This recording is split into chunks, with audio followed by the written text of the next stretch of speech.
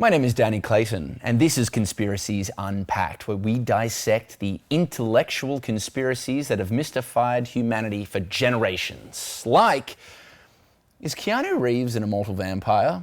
Get ready to take the blue pill or the red pill as we dive into the matrix of this particular conspiracy. Now, well before the shiny, sparkly dreamboat vampires, which young teenage girls swoon over, appeared, there's been many records of the existence of real-life vampires in many different countries, in many different cultures. So, is there a possibility that vampires were real?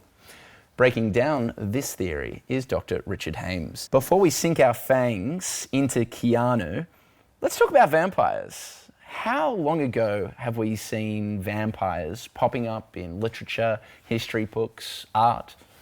Oh, way back hundreds of years, perhaps to the early 16th century, Danny. Not just fictional evidence, but archaeological evidence that some people were treated as though they were vampires. And just recently, there was a 500-year-old corpse on show in Poland, I believe, where the creature's leg had been stapled to the ground with a stake and a stone wedged into his mouth so that he could suck no more. Is this the only example of a deviant creature being buried, or is there other examples where bodies have been kind of kept in crypts or locked away in coffins? Both of those, and many of them. It's not just an isolated example. In countries like Bulgaria, Eastern Europe generally, there are many incidents of that kind of burial. Now, in history, Vlad Dracula, which of course inspired one of the most famous vampires, otherwise known as Vlad the Impaler, was known to drink blood. What was the story there? Was he a vampire? He was certainly a very vicious and brutal man. Yes, used to dip his bread into his victim's blood and had a real taste for blood. His bloodline, by the way, is represented today in the royal family of Great Britain. Prince Charles is a descendant, and actually Prince Charles owns a property in Transylvania. Connecting the dots, is Prince Charles actually a vampire? I don't know. Who knows? All right, let's talk about Keanu, internet's boyfriend.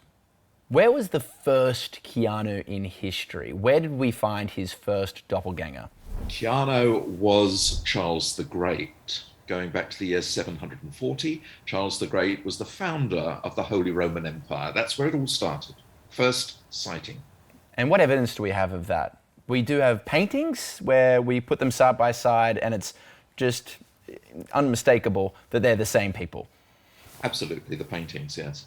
I mean, because Keanu is immortal, he has popped up again in other ages. When was the next time in history we saw Keanu?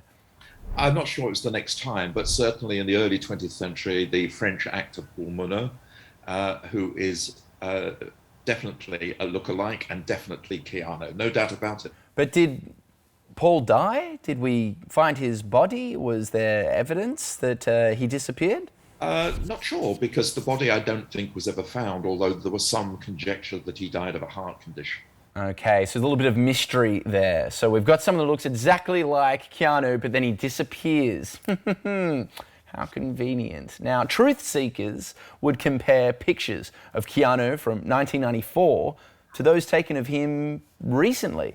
And they'll say that there is little difference between the appearance of 94 Keanu to today Keanu. How do you explain that, Richard?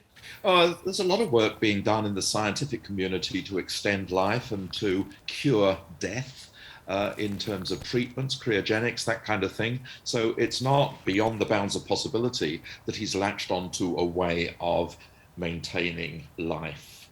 So if we are to look at all the information, do we think that Keanu Reeves is an immortal vampire?